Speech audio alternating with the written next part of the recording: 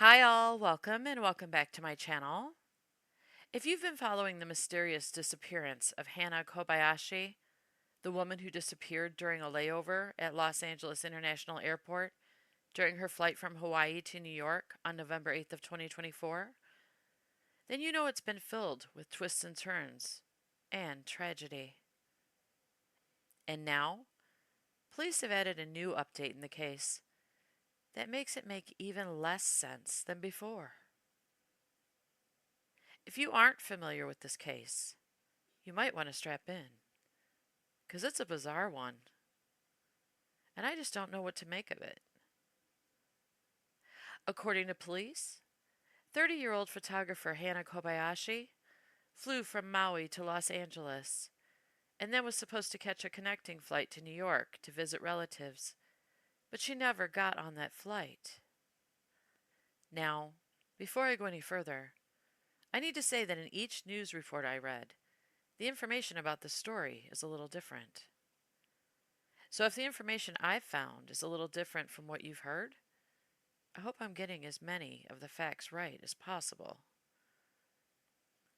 So, according to police, Hana landed at LAX and never made her connecting flight to New York. And according to a friend helping the family, Hana wasn't flying alone. Her ex-boyfriend flew with her from Maui to Los Angeles. But he did make his connecting flight. So he went on to New York without Hana. Which leaves me wondering if they were on the same connecting flight to New York, or if they were on different flights going to different areas. And if they were on the same flight, why would her ex leave LA without her? Or did she tell him she decided to stay in LA instead? I couldn't find any more information about whether or not police questioned him, but I imagine they did. Then Hana's family said she texted them to let them know she missed her connecting flight and she'd be staying in LA to sightsee for a couple days. 2 days later, on November 10th, Hana attended an event in LA and posted a photo of it on her Instagram account. Then she sent money over 2 Venmo transactions to people her family members are not familiar with.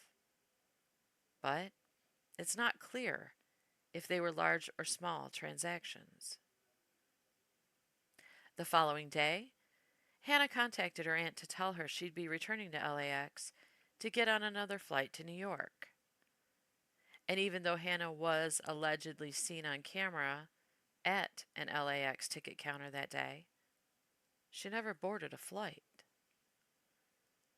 Her family said they also received strange text messages from Hana's phone that day, saying things like she was hacked and tricked into giving her money to someone she loved, and she had just experienced an intense spiritual awakening. Texts, they said, didn't sound like Hana at all.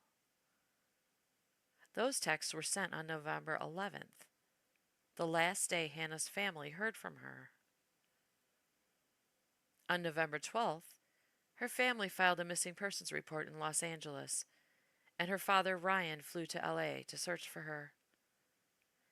As police put the word out that Hana was missing, and her father and volunteers gathered to distribute missing posters and form search parties, video of Hana walking around the downtown LA Metro train station on the night of November 11th surfaced.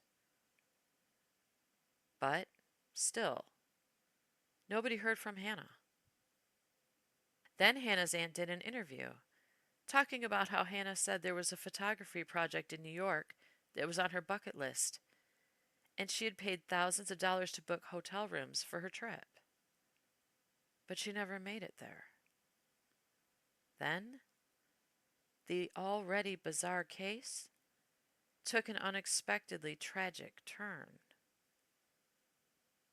On November 24th, after days and days of searching for his beautiful daughter, Hana's father took his own life. His body was found in a parking lot near LAX in the early morning hours. We'll find you, Hannah. We'll find you. We'll bring you home. Ryan Kobayashi making a promise to find his missing daughter, Hannah Kobayashi.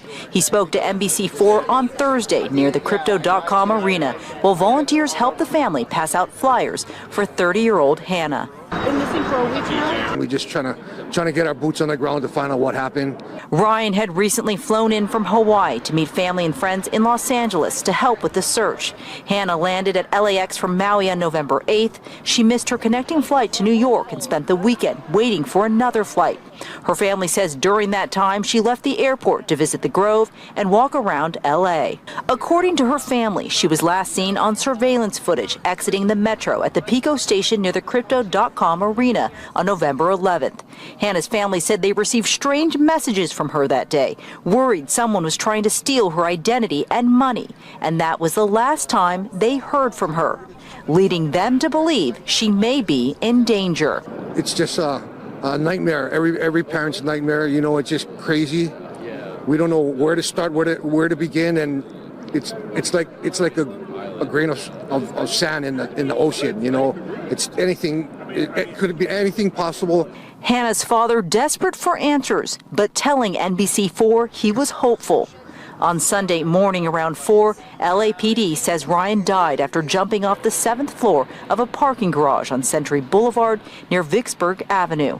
He was 58 years old. Hannah, please come home. Please just come home, you know. Please give us a call, reach out to anybody, you know. Yesterday, we took a deep dive into the disappearance of 30-year-old Hannah Kobayashi, who went missing 16 days ago on her way to visit her aunt in New York. Hannah missed her connecting flight on November 8th, but was spotted the next day and the day after that in L.A. The last day her family heard from her was November 11th. Hannah was then spotted back at the airport with an unknown person and was later spotted that night at the train station, also with an unknown person. Now, earlier that day, Hannah sent mysterious texts to friends and family. We also know Hannah sent 2 Venmo payments. There were Venmo payments on November 9th, the first at 6:25 p.m. with a bow and arrow emoji. The second was made less than an hour later, just with the word, quote, reading. Joining me now is Hannah's sister, Sydney Kobayashi. Sydney, thank you so much for being with us. First of all, our heart goes out to you, everything your family's been going through. With your sister, we know your dad took his own life as he was searching for her. I mean, it's just been an unbelievably terrible situation. What do you want us to know, Sydney, about your sister and about your family? My sister, you know, I've said this before, she's just such an amazing and beautiful person inside and out. She's always been independent, a very free spirit. She, you know, she likes to travel. She likes to, sorry, this is just a lot. She's just a very beautiful person inside and out. And she would, I don't even know where to start. This whole situation is bizarre. She would have never done anything like this to our family. So that's what raises concern for me. But I also need to correct that she was not seen at the airport with anybody. So I'm sorry, I just heard that now, and I wanted to correct that from whatever standpoint you guys have. Yeah. Yeah, there's been a lot of different reports that have come out and things that have been said that aren't true, and different, you know, all sorts of stuff. And then I think people were just shocked when they found out about your dad, and just so sad. I mean, the fact that he was there searching, I think for almost 2 weeks in LA, right, for her, and then took his own life. Like, I can't even imagine what he must have been going through. So I will speak for my dad, knowing him my entire life, and anybody that knows my father, they know that he was a very loving, caring, kind-hearted individual. And, you know, I was out in LA. And while I was with him, I knew that he genuinely fought until his last breath to find my sister. And he gave it his all. You know, he deprived himself of sleep. he wasn't eating. He was only caring about everybody else's feelings but his own. He just didn't speak about how he was doing.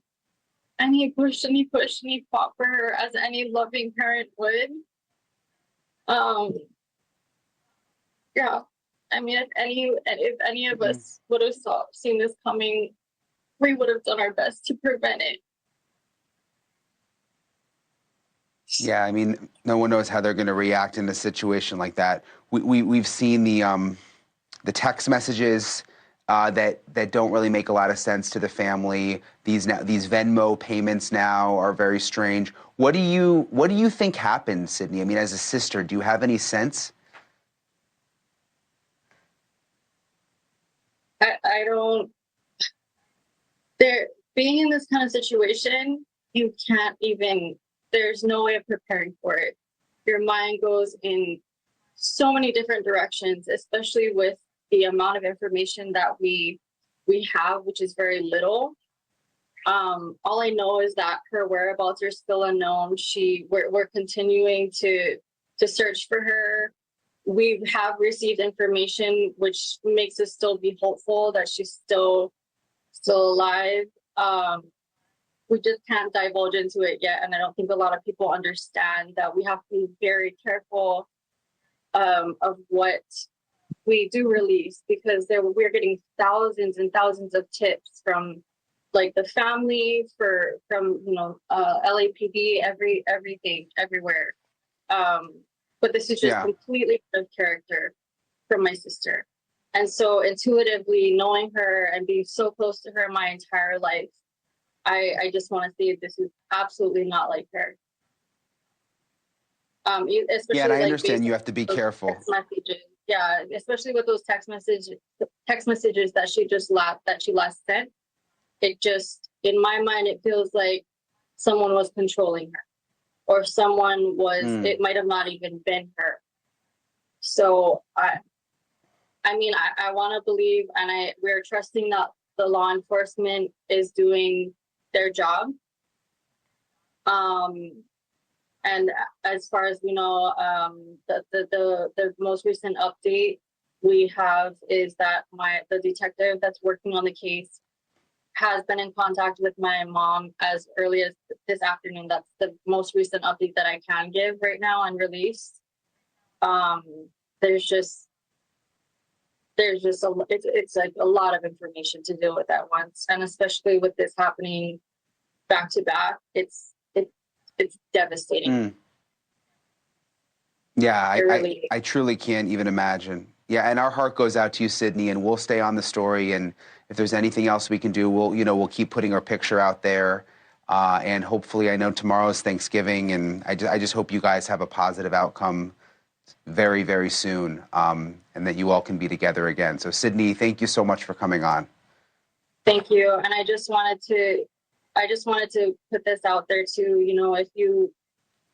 We're so grateful for everyone that has been so supportive through this time, and we just ask that you just give our family some grace. We had not even 2 hours to grieve the loss of my father, because this story has gone nationwide, and I just ask that you guys continue to help us search for my sister, and also just be kind, because we all have families. So just imagine if it was your loved one, and just put yourself in our shoes. Yeah. But all we can ask is that we keep my father's legacy alive, because he literally fought until his very last breath.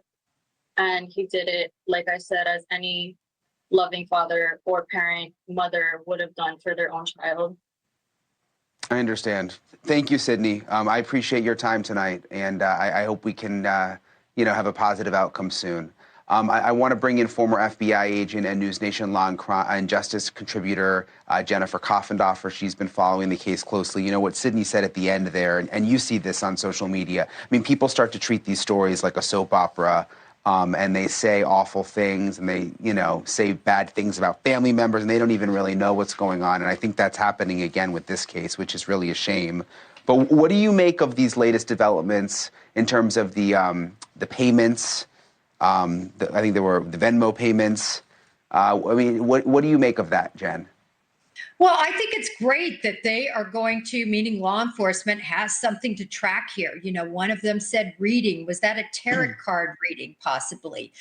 The other one is to an unknown woman. But now you have people that were actually in contact with her on the 9th. So moving forward to the 11th, it's been said now by law enforcement, interestingly, that she actually missed her flight on purpose. Now, that was said in a committee type situation. It wasn't said as a public announcement, but it's very concerning to hear that. And I don't know if that's truly accurate and if that is based on just the fact that on the 11th, we know she had her luggage, but was that flown back to her? You know, she'd been in the same clothes for 3 days.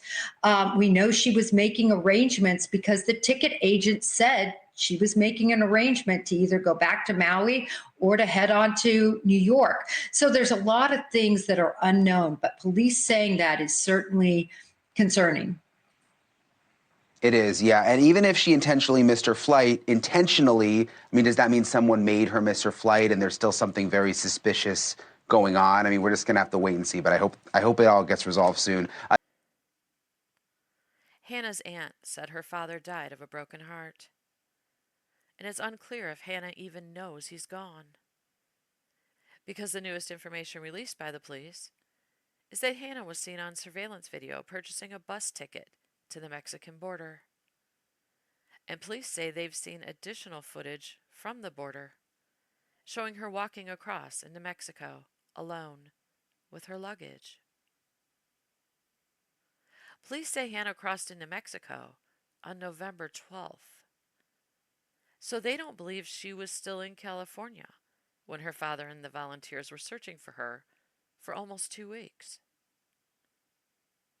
But Hannah's sister said none of what they're being told by police makes any sense. Because she said Hannah never mentioned wanting to go to Mexico. And this was the first time she had even gone to LA, let alone cross into Mexico on foot all alone. And she said police never showed anyone in her family the video of Hannah walking into Mexico to verify that it was, in fact, Hannah. New developments tonight in the case of the missing Hawaiian woman, Hannah Kobayashi, who made a plane change at LAX. That LAPD investigation has now spread to 2 countries. Fox 11's Laura Diaz starts us off live in downtown LA. Laura. Where is Hannah, and was a crime committed? Those are the questions that the LAPD, friends and family have been asking now for over 3 weeks. Well, tonight we have dramatic developments, and the LAPD traveling all the way to Mexico to try to get some answers. We reviewed video surveillance from U.S. Customs and Border Protection, which clearly shows Kobayashi crossing the United States border on foot into Mexico. She was alone with her luggage and appeared unharmed. At a news conference Monday, the LAPD said they now know the whereabouts of 30-year-old Hannah Kobayashi of Hawaii. 4 days after Kobayashi landed at LA International Airport and 1 day after her last text to family, Kobayashi crossed into Mexico. The mystery of what became of the young woman has transfixed the nation. Hannah was supposed to have just a brief layover at LAX, November 8th, on her way to New York City, but instead didn't take the connecting flight and was spotted at locations around downtown LA, alarming her family. The LAPD launched an exhaustive search. Family members traveled to LA and scoured LA City looking for Hannah. They pointed to text messages like this they said showed she was under duress. But investigators said she's safe. To date, the investigation has not uncovered any evidence that Kobayashi is being trafficked or is the victim of foul play. Instead, they said, Hannah chose to disconnect from family and friends and travel. Fox 11 obtained these images of Hannah with her luggage at LAX, carrying her phone, and also buying a ticket at LA Union Station to head south and ultimately to Mexico. By looking at her past social media, we then saw indications that there were some desires or posts that would be consistent in somebody who would have the desire to disconnect from their phone. Why would a young woman vanish while on a trip back east? The questions have been vexing. The case turned even more tragic after Hannah's dad, who was part of the search party, took his own life in L.A. He apparently was too distraught over his missing daughter. This is a family that's faced a lot of tragedy. Right.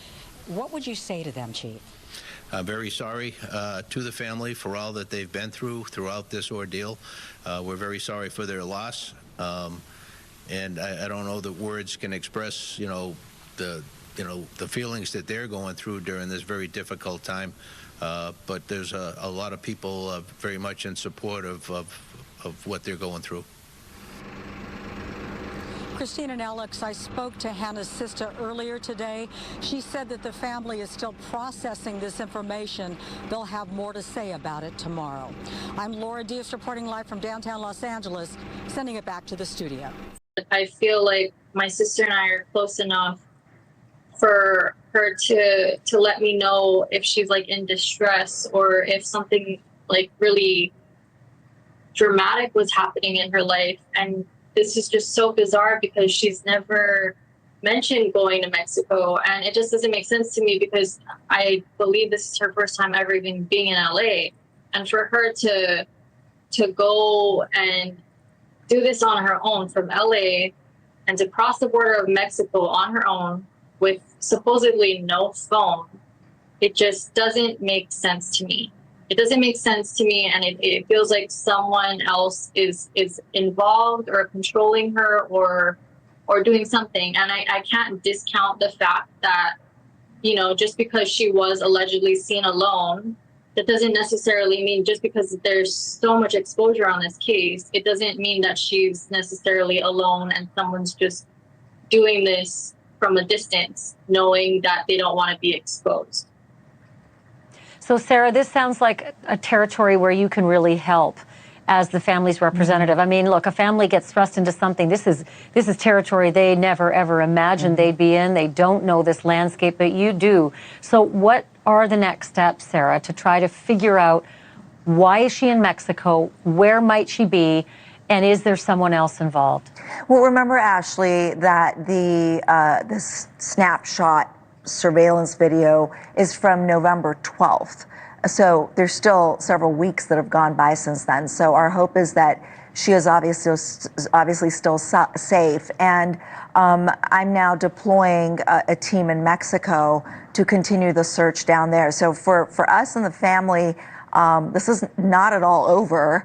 The fact that the LAPD is deeming it to be voluntary doesn't make it any lesser of a disappearance and a missing person case to this family. So we're going to be focusing, I'm flying back to Los Angeles, I'm in New York now, but we're going to be focusing on putting a team together in Mexico and continuing the search there and trying to locate her. And if the LAPD, as they say, this is voluntary, she doesn't want to be with the family or she did this on her own, we still need to locate her and confirm that. Because to us, there's a lot that doesn't add up. There was an ex-boyfriend that she'd planned this trip with. She flew with this ex-boyfriend. Did anybody talk to flight attendants to see if there was any interaction on this flight between her and this ex-boyfriend? I mean, there's a lot of questions and there's no answers. Yeah, but, and I also just to that, Sydney, I want, go ahead. No, I just want to clarify too that I don't know if we mentioned this earlier, but LAPD also has not released any footage to the family at all. They're basically just determining that this is my sister, but they haven't released any footage to us to confirm that this is my sister that they're claiming to cross the border.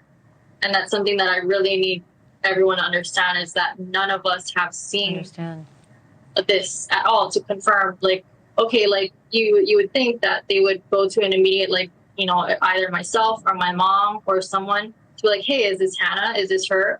No, they automatically went straight to determining that that was her. So we don't even know if this is my sister. Sydney, can I ask you if she does, I know she doesn't have her phone, but if she has some access to the internet or social media and she happens to see this interview, do you have a message for your sister? Absolutely. I want her to know that that she is loved and she is supported in every way, shape, or form. And no matter what she's going through right now, she needs to know that she has a place to come home to. And I can't stress it enough. Like, she is still light, like in our lives. And she's just such an amazing and beautiful woman. And she's my baby girl, you know, she's my baby sister. And, you know, I really hope that if she does see this, like, just let us know, give us a message or something to let us know that you are safe and that you are okay. Because you have so many people behind you and you have so many people who love and care for you that just want to know that you're genuinely okay. Even if you're not, like, just something, some sort of like message, phone call, something. This case is definitely bizarre, full of twists and turns. Police are now saying they believe Hannah is voluntarily missing, and they can't continue searching for her until she re-enters the U.S. But her family believes something is seriously wrong for Hannah to act this way, and they aren't yet ready to give up their search. Police held a press conference to explain where the investigation stands now that they believe Hannah voluntarily entered Mexico. And they took questions from the media, but none of the answers they gave explained what's going on with Hannah and why she just up and left the country. Her family's desperate for answers, and they've already been through so much. This case started out bizarre and moved quickly into tragedy. And it's still not over. Will Hannah's family ever find out what really happened to her? What do you think's going on? Because I don't have a clue. Here's the police press conference with the most updated information. Thank you so much for watching, and I'll see you on my next video.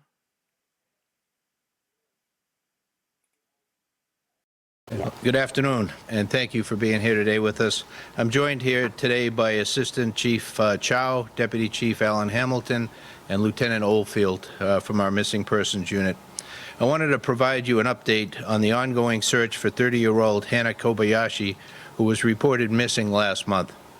As the family is aware, late yesterday, after traveling to the U.S.-Mexico border, we reviewed video surveillance from U.S. Customs and Border Protection, which clearly shows Kobayashi crossing the United States border on foot into Mexico.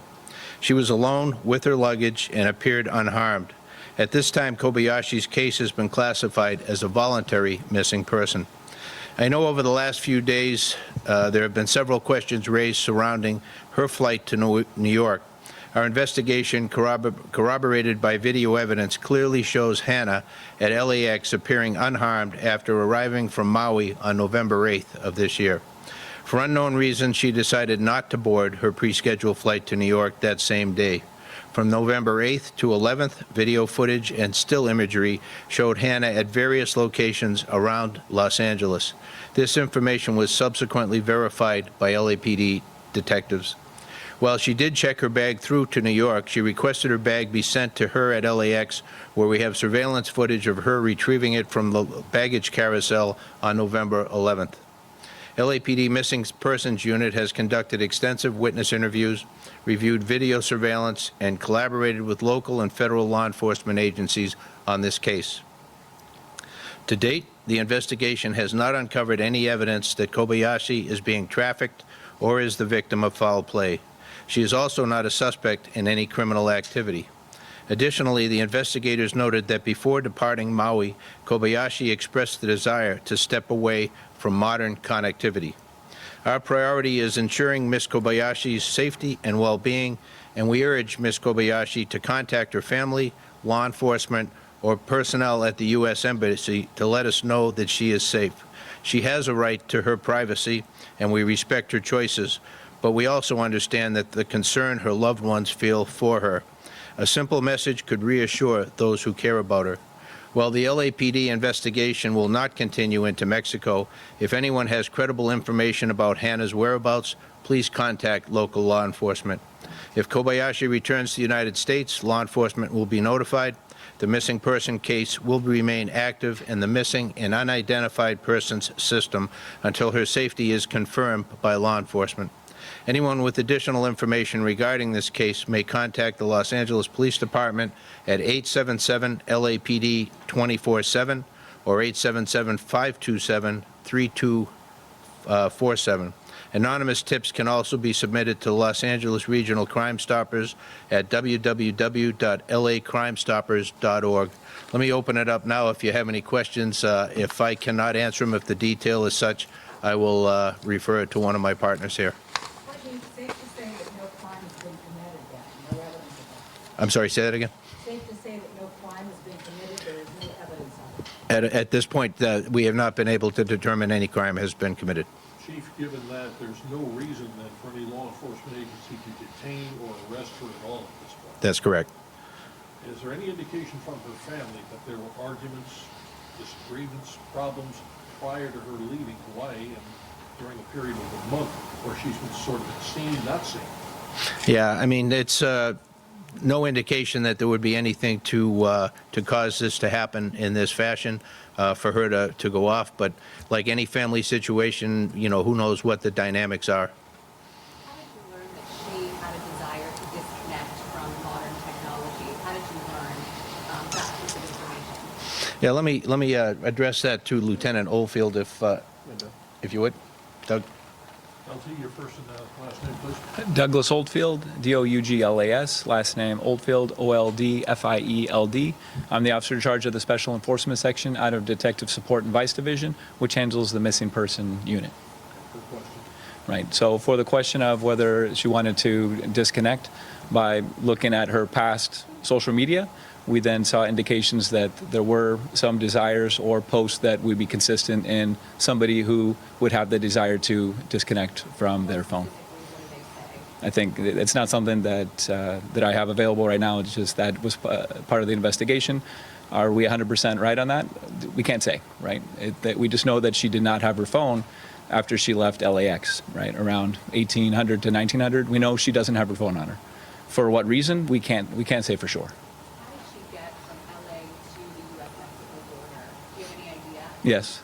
So she traveled through the MTA. She then made it to Union Station. At Union Station, she used her passport and cash to purchase a ticket to get to the border, and she then crossed the border. Have you seen the video of the border? How would you Yes. describe or characterize how she appeared? She appeared fine. She was with nobody else. I have nothing additional, but I have observed the video, yes. I spoke with Hannah's sister earlier today. She says the family disagrees with law enforcement's assessment. What do you say to them? Well, fantastic. Thank you. Alan Hamilton, I'm the Chief of Detectives for the LAPD. We understand that there are concerns on behalf of family and friends. We've been very transparent with the family to this point. We have had daily communication and contact with family members, and we've given all the information that we can provide in terms of what our investigation has entailed, what the efforts have been on behalf of the LAPD and other partner law enforcement agencies. We've put a lot of resources into this investigation. So just to be clear to the public, the LAPD has taken this report seriously from the moment that we received it, and we have expended a lot of resources to include a trip this past weekend to the U.S.-Mexico border to collaborate with our partners there. So this is an investigation where we've done a lot of things face-to-face with our partners, and we've done we've gone to extraordinary measures in terms of our technological investigations in this case. We've really left no stone unturned, and it's led us to this conclusion and the information that the chief is providing today. Alan, I don't know whether you or the lieutenant wants to run with. Is there anything in the information you've gained from previous messages, things like that, which mentioned a name of a person, a group, or something that might assist her in disconnecting from society? Is this an individual desire, or she expressed some kind of a knowledge or an awareness of a certain type of pattern of social, organization she might want to join somewhere in Mexico? Generalized individual desire, we have no information that she's working with anyone else.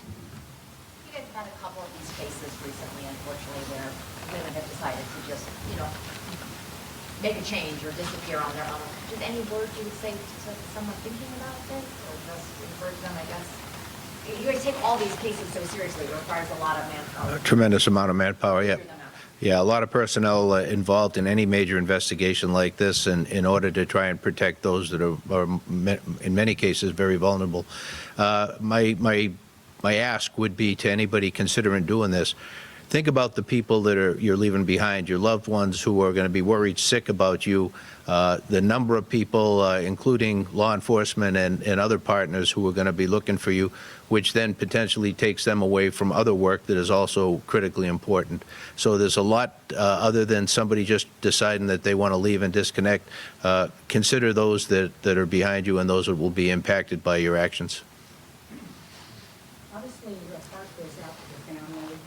They're worried about Absolutely. the father. And of course, we know that the father is gone as well. So Right. this is a family that's faced a lot of tragedy. Right. What would you say to them, Chief? I'm very sorry to the family for all that they've been through throughout this ordeal. We're very sorry for their loss. And I don't know that words can express, the feelings that they're going through during this very difficult time. But there's a lot of people very much in support of what they're going through. In essence, Chief, this is back on the family at this point. They and the daughter basically have got to settle this between them. Yeah, I mean, we've basically done everything we can do at this point. She's left the nation, left the country, and in another nation now. So, as I mentioned in the earlier comments, that if she comes back into the U.S., law enforcement will be notified of that, and try and do whatever we can if there's a need to at that time.